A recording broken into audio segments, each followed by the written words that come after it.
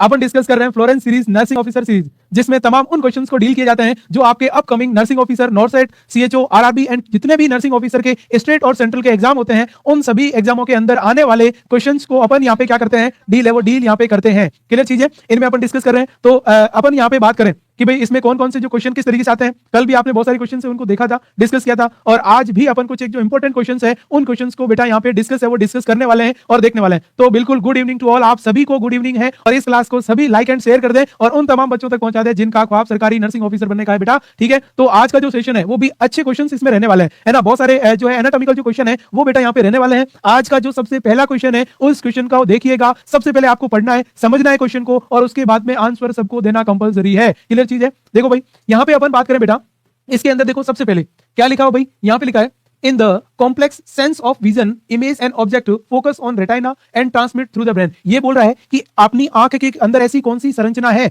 जिसके द्वारा, अपने आंख की ऐसी कौन सी संरचना है जिसके द्वारा अपनी आंख से कोई भी विजन है, जैसे आप मेरे को देख पा रहे हो, अब आप मेरे को देख पा रहे हो, ऐसी कौन सी स्ट्रक्चर है, ऐसी कौन सी चीज है जो क्या करती है, आंख से लगाकर ब्रेन तक ले जाती है और वो विजन का काम करती है। बताओ भाई, कॉर्निया करेगा या ऑप्टिक नर्व करेगी या लेंस करेगा या आइरिस करेगा। मतलब यह है कि जो देखने की प्रोसेस किसके द्वारा होती है।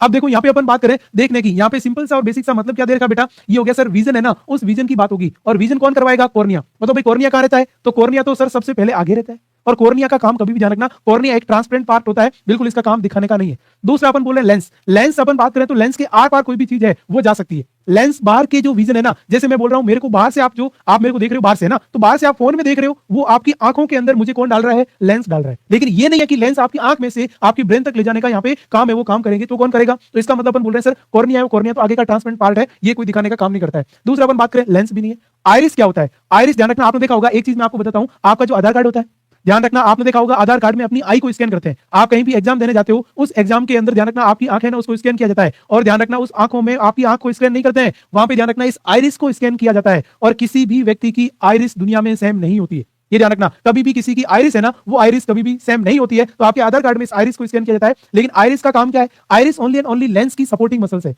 ये अपन यहाँ पे बात करें ना, ये क्या हो गया, जो लेंस है ना, उस लेंस की जो सपोर्टिंग है, वो सपोर्टिंग यहाँ पे आपकी क्या रहने वाली है, मसल्स है, वो मसल्स यहाँ पे रहने वाली है। इसका मतलब क्या होगा, ये भी आपका यहाँ पे आंसर है वो नहीं होगा, ये भी नहीं होगा। अब देखो ऑप्टिक नर्व, ये ऑप्टिक नर्व की मैं बात करूं बच्चों, तो मैंने आपको क्रेनियल नर्व बताई थी। एक क्रेनियल नर्व कौन सी होती है, अपन बोले ऑल्फैक्टरी, दूसरी का नाम ओक्यूलो, अपन बोले ऑल्फैक्टरी, और दूसरी का नाम है ऑप्टिक। और ये किसका काम करती है बेटा, विजन है ना, उस विजन का काम करेगी। किसका काम करेगी, ये हो गया विजन है, उस विजन का काम करेगी। तो यहाँ पे बेटा जो सही आंसर है वो सही आंसर क्या रहेगा, जिन जिन बच्चों ने बी आंसर किया है वो अपने आप को कॉन्फिडेंट महसूस कर सकते हैं। क्लियर है, ध्यान रखना। ये अब अपन यहाँ पे बात करें बच्चों, सिंपल सा आप यहाँ पे देखना, मैं एक विजन का आपको यहाँ पे पाथवे है ना, उस पाथवे को यहाँ पे बताता हूँ। देखो अपन यहाँ पे बात करें बेटा, ये देखो, ये अपन बात करें यहाँ पे विजन है ना, इस विजन का पाथवे इस तरीके से आपको दिख रहा है, किसकी बात करें ध्यान रखना, ये विजन का पाथवे। अपन यहाँ पे बोल रहे हैं, ये देखो आइस है ना, यहाँ से क्या हो रहा है, देखो ये आइस है, दोनों यहाँ से क्या होगा ध्यान रखना, ऐसे दोनों क्या कर रहे हैं, इस आई से और इस आई से। ध्यान रखना, अपन को ध्यान रखना, यहाँ पे क्रॉसिंग नहीं है ना, ये ध्यान रखना, ये जो क्रॉसिंग होती है ना, वो क्रॉसिंग होना बहुत जरूरी है। क्रॉसिंग नहीं हुई तो आपको एक जैसा नहीं दिखता है, पहले इस आई में से आएगा फिर इस आई में से आएगा, आगे जाके दोनों की क्रॉसिंग हो जाएगी। क्रॉसिंग होती है ना, तभी ध्यान रखना यहाँ पे क्या होगा, आपका विजन है वो विजन बनता है, फिर यहाँ जाएगा, और यहाँ जाने के बाद में ब्रेन इस ब्रेन में जाएगा, और ब्रेन ये कहेगा कि सामने वाला व्यक्ति कौन है। पहचानने का काम कौन करेगा, ब्रेन करेगा। तो ये जो पाथवे है ना, वो पाथवे कौन बनाता बेटा, ऑप्टिक नर्व है ना, वो ऑप्टिक नर्व बनाती है। और ऑप्टिक नर्व का काम क्या बेटा, ये हो गया विजन है ना, उस विजन का आपको दिखाने का काम कौन करेगी बेटा, ऑप्टिक नर्व है, ऑप्टिक नर्व करेगी। बाहर की जो भी चीजें एक्सटर्नल विजन है, फिर ये इस तरीके से आंखों से आया, फिर इसमें ध्यान रखना, और ये जो यहाँ पे बनता है ना बेटा, उसको अपन बोलते हैं ऑप्टिक चियाज्म। किसके नाम से जानते हैं, ध्यान रखना, ये हो गया ऑप्टिक चियाज्म है ना, उसके नाम से यहाँ पे इसको जानते हैं। फिर ये ले जाके आपका क्या करता है, ब्रेन के अंदर यहाँ पे आपको दिखाने का काम करता है। ठीक है, तो ये अपन यहाँ पे बोल रहे हैं, इसका मतलब इसका सही आंसर क्या रहेगा बच्चों, बी है वो, बी आपका यहाँ पे सही आंसर रहेगा। अगला क्वेश्चन भाई देखो भाई, नेक्स्ट क्वेश्चन की अपन बात करें, ये बताओ यूरिनरी ब्लैडर किस शेप का होता है। अपन बोले अपना यूरिनरी ब्लैडर है, आपने देखा होगा किडनी यूरेटर यूरिनरी ब्लैडर है ना, ये अपन बोले सर इस तरीके की क्या होती है ध्यान रखना, ये अपन बोल दिया सर किडनी है ना, और ये किडनी इस तरीके से, और किडनी से अपन बोले सर क्या निकलेगा, ये होगा यूरेटर है ना, ऐसे यूरेटर, और इधर भी ध्यान रखना क्या होगा सर, ये इस तरीके से क्या होगी ध्यान रखना, किडनी है वो किडनी होगी, और इस किडनी के बाद में यहाँ पे यूरेटर आएगा, और यूरेटर के नीचे अपन बोल रहे हैं सर वो की यूरेथ्रा होगी। अब अपन बोल रहे हैं यूरिनरी ब्लैडर है वो कैसे शेप का होता है, बात इसकी हो रही है कैसे शेप का होता है। बताओ भाई यूरिनरी ब्लैडर इज ए, बताओ कौन से शेप का है, वो पियर शेप का होता है, या वो ओवल शेप का, मतलब गोल गोल ओवल शेप का होता है, या अपन बोलते हैं स्फेरिकल शेप का होता है, या अपन बोल रहे हैं बीन शेप का होता है। बताओ एक ह्यूमन का अपन बोल रहे हैं सर यूरिनरी ब्लैडर किस शेप का होता है। अब देखो यदि मैं आपको इसमें इस शेप, इसका जो शेप है ना, उस शेप की बात करूं तो किस तरीके का होता है, यहाँ पे देखना, मैं आपको यहाँ पे इमेज है ना, उस इमेज से बताता हूं कि ये किस शेप का होगा। ये बेटा इस तरीके की जो शेप है ना, उस शेप का यहाँ पे होता है, ये है एक रियल, अपन बोल सकते हैं सर ऐसा ही दिखता है यूरिनरी जो ब्लैडर है ना वो व्यक्ति का। अब इसमें देखो बेटा ये दिखेगा, और ये जो ऐसा जो शेप बन रहा है ना, देखो यहां से लगाकर ये यहां तक, और इसको अपन ध्यान रखना गोल शेप नहीं बोलते हैं ना, तो इसको ध्यान रखना अपन बोल रहे हैं, कोई बहुत सारे बच्चे इसको भी कर रहे हैं बेटा, ये ओवल शेप है ना, वो ओवल शेप नहीं होगा। यही तो बात है, यही तो क्वेश्चन आता है। सबसे पहले ओवल का मतलब देखो अंडा बेटा कैसे होता है, इस तरीके का जो शेप होता है उसको ओवल शेप बोलते हैं। ये इस तरीके का है क्या?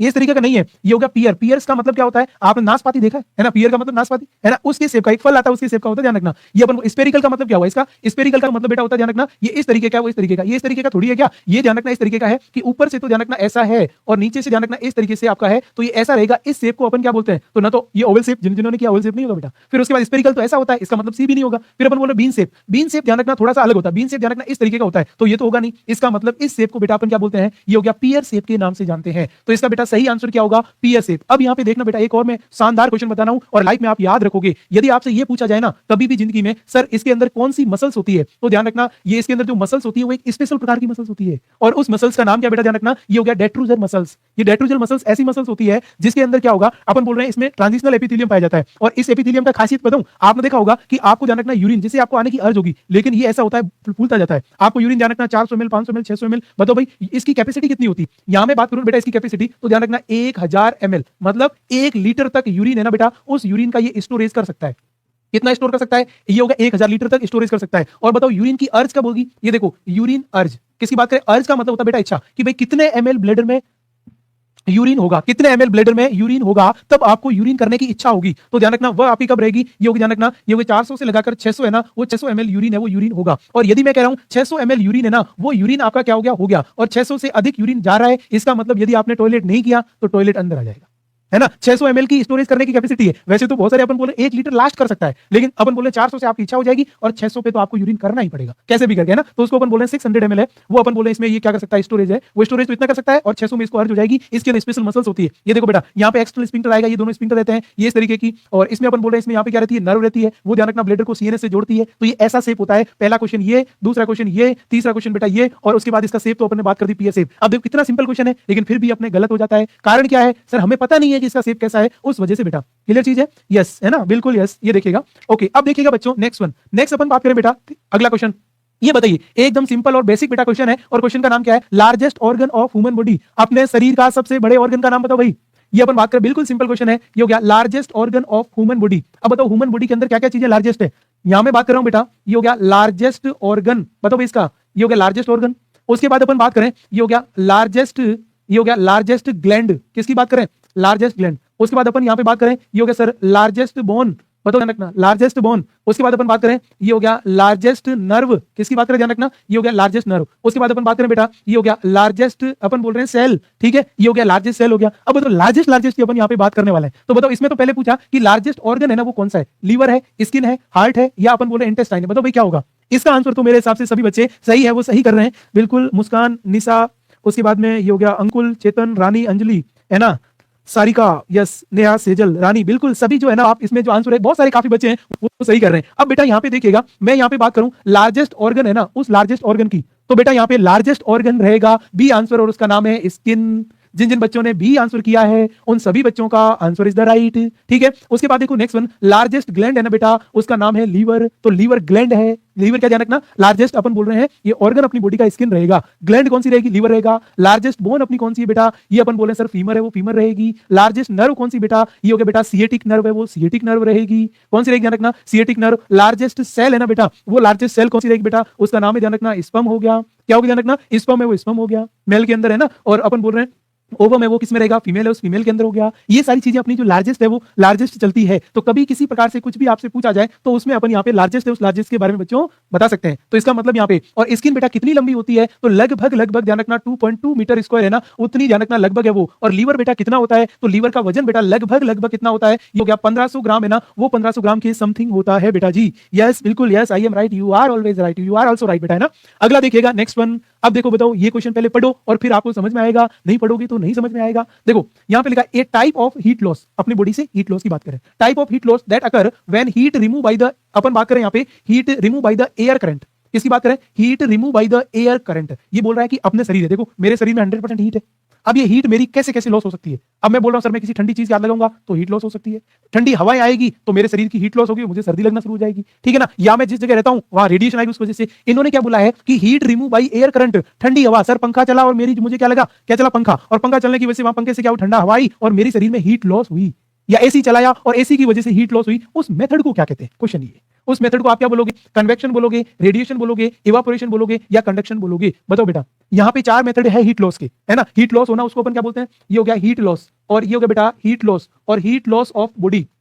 किसकी बात करें? हीट लॉस ऑफ बॉडी, और बॉडी की हीट लॉस होती है उसको बेटा अपन बोलते हैं, ये हो गया थर्मोलाइसिस। किसकी बात करें बेटा? थर्मोलाइसिस। और थर्मोलाइसिस की मैं बात करूं तो इसमें 4 टाइप्स होते हैं हीट लॉस के। कितने टाइप्स होते हैं? 4। कौन कौन से बेटा? एक का नाम यहां पे लिखा है रेडिएशन। किसकी बात करें बेटा? ये हो गया रेडिएशन, और रेडिएशन बेटा 60% हीट लॉस करता है। रेडिएशन सबसे अधिक 60%। अपन नॉर्मली अपनी बॉडी में खाना खाते हैं, खाना से कैलोरी बनेगी, भाई खाना खाया आपने, ये हो गया सर हमने क्या खाया? फूड। फूड से क्या बनी? ये हो गया किलो कैलोरी। कैलोरी से क्या मिली? एनर्जी। एनर्जी से क्या मिली बेटा? हीट मिली। हीट, अब देखो ये हीट अपनी बॉडी में लॉस कैसे होती है? रोज खाना खाते हैं, रोज हीट बनती है, हीट लॉस होती है। तो 60% जो बेटा हीट लॉस होती है ना, अभी मैं बैठा हूं, मेरे आसपास बहुत सारी रेडिएशन घूम रही है, उस रेडिएशन से होगा। आप जहां पे बैठे हो आपके आसपास एनवायरमेंट में जो रेडिएशन है उससे बेटा क्या हो रही? 60% है वो आपकी। उसके बाद नेक्स्ट बेटा जो आता है उसका नाम है, ये हो गया इवापोरेशन। इवापोरेशन, इवापोरेशन का मतलब बेटा, और इसकी वजह से अपन बोल रहे हैं सर ये हो गया 22% हीट लॉस होती है। 22%। इवापोरेशन का मतलब मैं बोल रहा हूं, मैं सांस ले रहा हूं, तो बोलने की वजह से, सांस लेने की वजह से अंदर से गर्म हवाएं बाहर आती है और बाहर की ठंडी हवाएं अंदर जाती है, उसको बेटा इवापोरेशन के नाम से जानते हैं। इससे अपनी हीट 22% लॉस होती है। उसके बाद देखो तीसरा अपन बात करें उसका नाम है बेटा, ये हो गया कन्वेक्शन, और कन्वेक्शन के द्वारा बेटा 15% हीट लॉस है वो होती है। कन्वेक्शन का मतलब क्या होगा? ठंडी हवा से,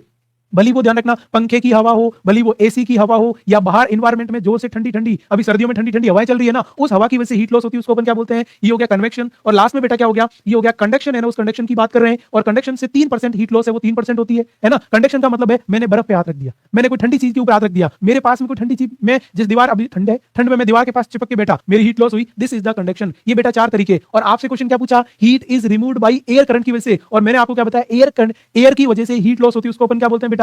उसको अपन बोलते हैं, ये हो गया कन्वेक्शन। जिन जिन बच्चों ने आंसर ए दिया है उनका सभी का सही है, और जिन्होंने नहीं दिया है उनको नहीं पता था तो आज से याद कर लो, कोई दिक्कत नहीं है। रेडिएशन मतलब अपने आसपास की एनवायरमेंट की रेडिएशन। दूसरा इवापोरेशन का मतलब बोलना, सांस लेने की वजह से। कन्वेक्शन का मतलब एसी की हवा, पंखे की हवा, ठंडी हवा। और उसके बाद कंडक्शन का मतलब आपने किसी ठंडी चीज के हाथ लगा दिया, उसको अपन क्या बोलते हैं? यस, यस है ना बेटा? यस, बिल्कुल यस। तो ये आप सीख गए, अच्छी बात है ना? उसके बाद देखिएगा नेक्स्ट वन, ये भी अच्छा क्वेश्चन है। क्वेश्चन किडनी का है। किडनी को हिंदी में क्या बोलते हैं बताओ भैया? आपने बताया नहीं, मैंने कल भी पूछा था या परसों जब भी मैंने पूछा था। किडनी को हिंदी में वर्कक बोलते हैं। क्या बोलते हैं? वर्कक, किडनी। अब बताओ किडनी कहां पे रहती है? किडनी इज सिचुएटेड, अपनी किडनी कहां पे रहती है बताओ भाई? किडनी एब्डोमिनल कैविटी में, पेल्विक कैविटी में, थोरेसिक कैविटी में, या डोर्सल कैविटी में? जो बच्चा फास्टेस्ट इसका आंसर बताएगा वो बच्चा होशियार है, बताइएगा। यस, बहुत सारे बच्चे बोल रहे हैं सर ए। यस अंकुल, यूपी अटल बेस। उसके बाद देखो सरिका, यस दिस इज बेटा, यस। देखो ये सिंपल सी बात है ना, सिंपल क्वेश्चन है ना, बेसिक क्वेश्चन। अब इसमें देखिएगा अपन यहाँ पे बात करें, बताओ भाई अपनी जो किडनी है ना वो किडनी कहाँ पे रहती है? मैं यहाँ पे बात करूं बेसिकली, जो किडनी है ना वो किडनी बनती कहाँ पे? देखो फॉर्मेशन, किस बात करें ध्यान रखना, ये हो गया किडनी का फॉर्मेशन है, उस फॉर्मेशन की। तो बताओ किडनी का फॉर्मेशन बताओ कहां से होता है? किडनी का फॉर्मेशन है वो फॉर्मेशन, किडनी हमेशा बनती किसमें बेटा? ये हो गया पेल्विक कैविटी में बनती है।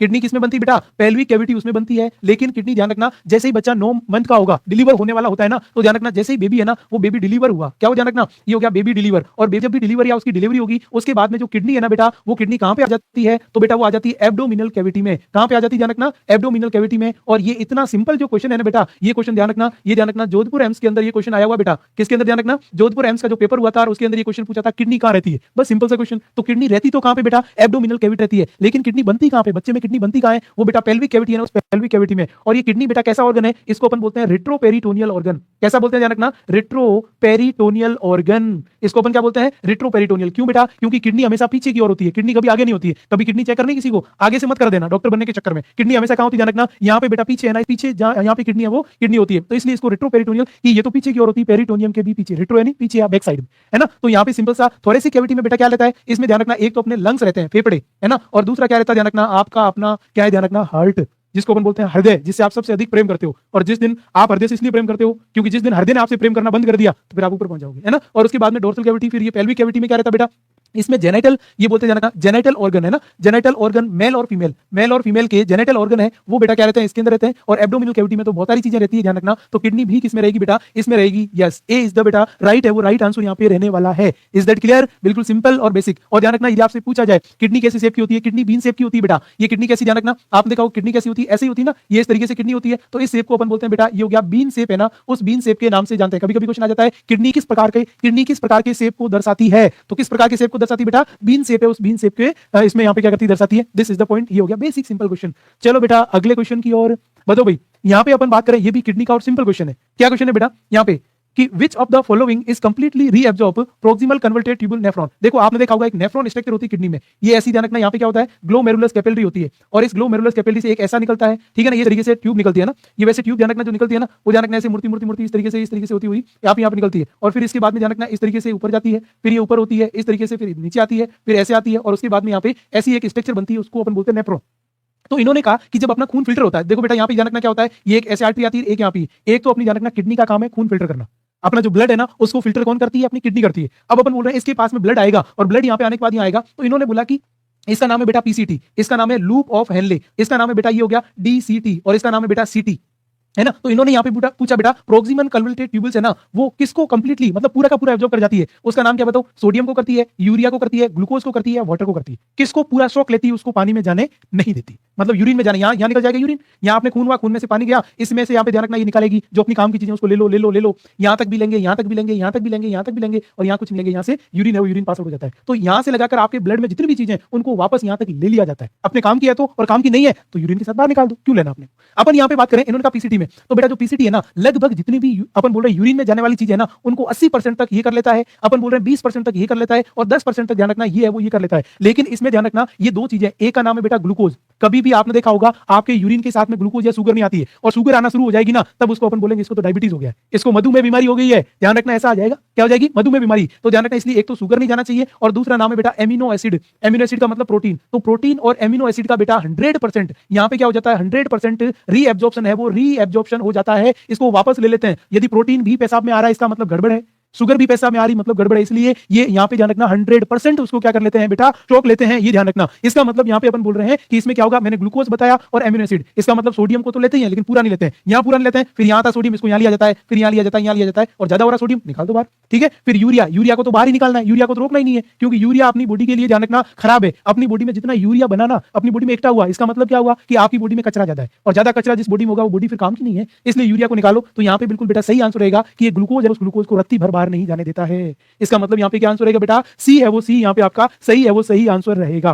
क्या आंसर रहेगा बेटा, सी है वो सी, यहाँ पे क्या रहेगा, सही आंसर है वो सही आंसर यहाँ पे रहेगा। क्लियर है बेटा। उसके बाद देखो नेक्स्ट वन यहाँ पे अपन बात करें, ये देखो यहाँ पे मैं बात करूं क्या लिखा बेटा, ये देखो कि कौन से, देखो यहाँ लिखा है कि एक क्वेश्चन समझो पहले, what is the advantage of jet track techniques in IM injection. देखो अपन बोल रहे हैं jet track injection, IM injection को जेट टेक्निक से आप क्यों लगाते हो। देखना एक इंजेक्शन आता है, उसका नाम है बेटा आयरन सुक्रोज, आप सिलसिलेवार समझना, आयरन सुक्रोज है ना, किसकी बात करें ध्यान रखना, आयरन सुक्रोज है वो इंजेक्शन आता है। और आयरन सुक्रोज इंजेक्शन उनको लगाया जाता है जिनको ध्यान रखना अपन बोल रहे हैं एनीमिया होता है, जिनको क्या होता है बेटा एनीमिया, जिसको अपन बोल रहे हैं ना पीलिया एनीमिया, इस तरीके की बीमारी होती है, उसको लगाया जाता है। अब अपन बोल रहे हैं इस इंजेक्शन को आप सीधा आईएम लगाते हो ना, वैसे नहीं लगा सकते। तो आपको क्या करना है, आपको ध्यान रखना सबसे पहले चमड़ी को इस तरीके से खींचना है, फिर वापस इसे खींचना है, और फिर आपको ऐसे खींचना है, मतलब आपको इंजेक्शन यहाँ लगाना है। अब ये जेट ट्रैक क्यों लगा रहे हो, मतलब आपने क्या किया, देखो सबसे पहले ये देखो, आपने सबसे पहले क्या किया, ऐसे स्किन को खींच लिया आपने। अब आप यहाँ पे क्या करोगे, खींचने के बाद इंजेक्शन लगाओगे और फिर स्किन को छोड़ दोगे। अब जैसे माना कि आपने यहाँ पे आपने स्किन को पहले ऐसे खींचा, खींचने के बाद में आपने अब यहाँ पे इंजेक्शन लगा दिया, अब इसको वापस आप छोड़ रहे हो, तो इसका मतलब स्किन वापस चली जाएगी, मतलब जिस जगह आपने इंजेक्शन लगाया है वहां पे लीकेज नहीं होगा।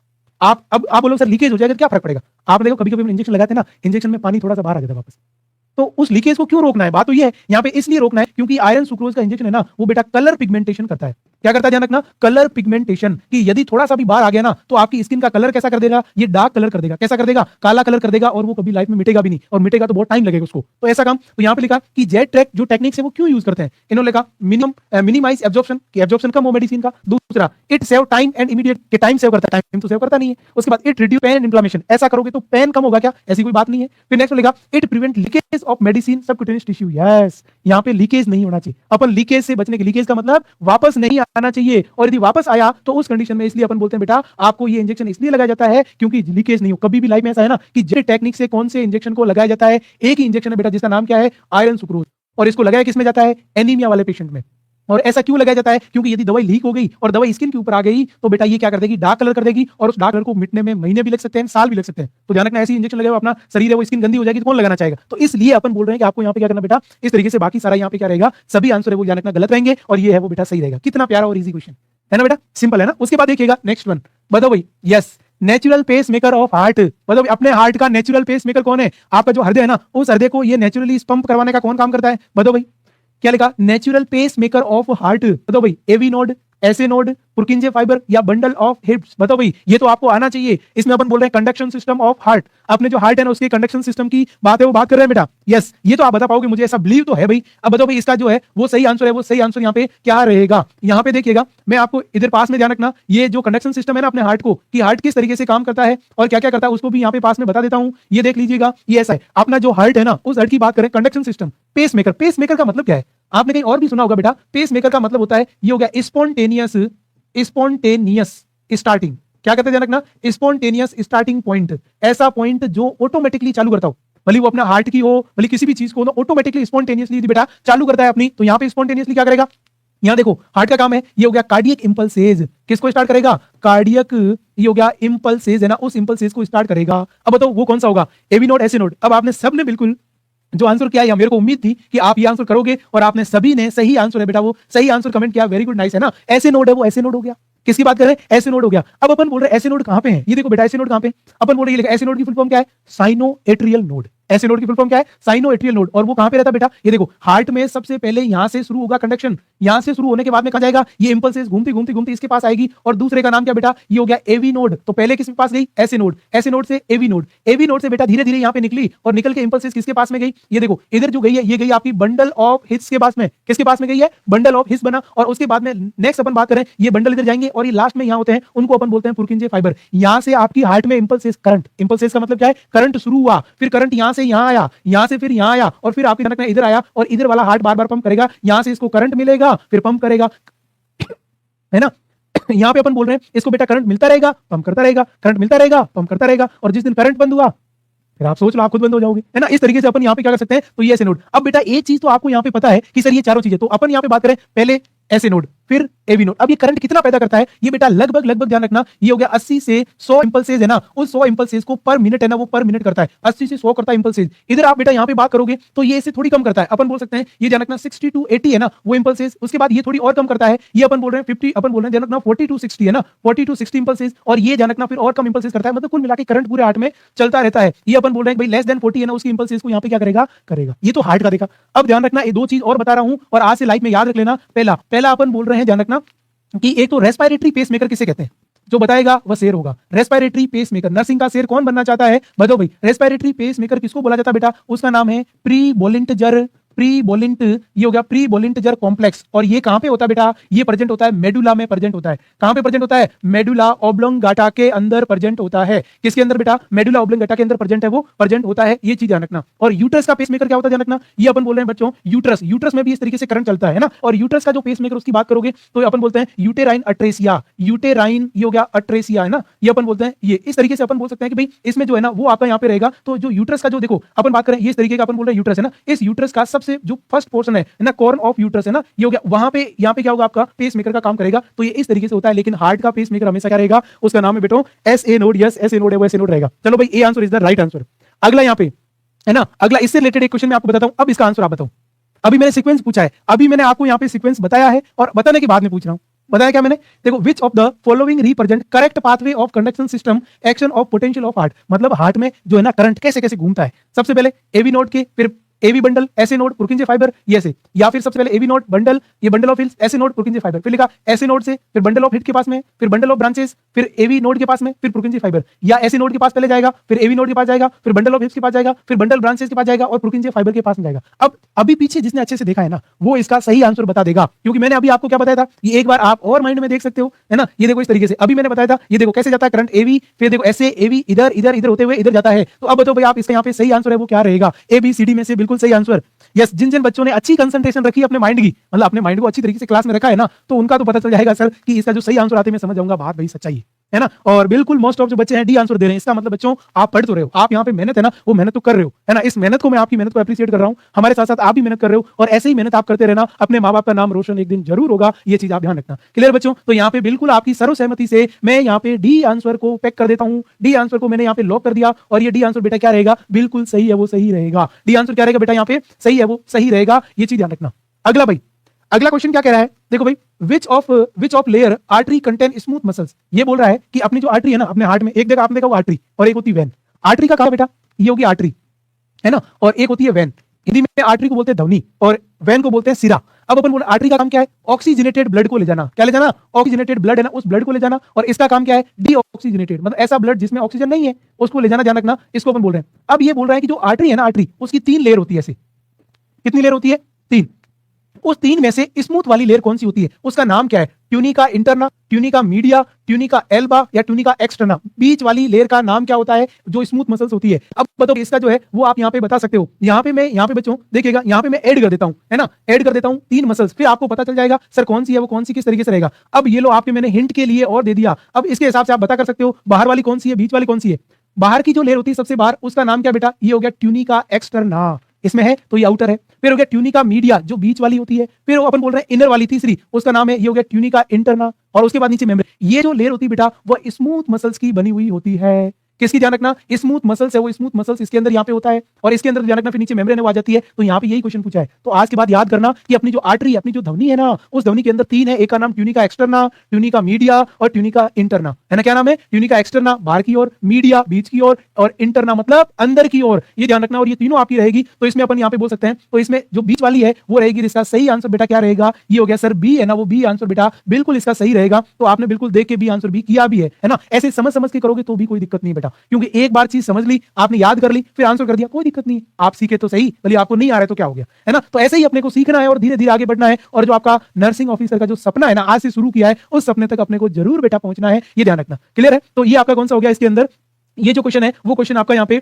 हो गया, है ना। उसके बाद देखो नेक्स्ट वन, ये क्वेश्चन आपको इसका आंसर कमेंट बॉक्स में देना है, मैं आपके सामने छोड़ के जा रहा हूं, आपके हवाले वतन साथियों। क्वेश्चन का नाम है बेटा, largest artery of human body, अपनी बॉडी की सबसे बड़ी जो आर्टरी या ध्वनि है ना, उस ध्वनि का नाम बताओ। ये नर्सिंग एप्टीट्यूड में से क्वेश्चन आ सकते हैं कि अपने शरीर की सबसे बड़ी ध्वनि का नाम बताओ, उसका नाम क्या, एरोटा है, कैरोटिड आर्टरी है, सब क्लेविन आर्टरी है या पल्मोनरी आर्टरी, ये आपको डिसाइड करना है। और जैसे ही क्लास खत्म होगी उसके बाद में कमेंट बॉक्स में आपको इसमें लिखना है। तो ध्यान रखना, ये था आज का लास्ट क्वेश्चन जिसका आंसर आपको कमेंट बॉक्स में देना बेटा, ठीक है। तो आज के लिए इतना ही सेशन रहेगा, कल मिलते हैं नेक्स्ट क्लास में। तब तक के लिए thank you so much for joining this class, thank you everyone, thank you all my loving dear student, thank you so much. और लास्ट में मैं आपको ये कहूंगा, यदि आप सीखोगे नहीं तो जीतोगे कैसे, पहले सीखना है फिर जीतना है। Thank you so much, good night बेटो।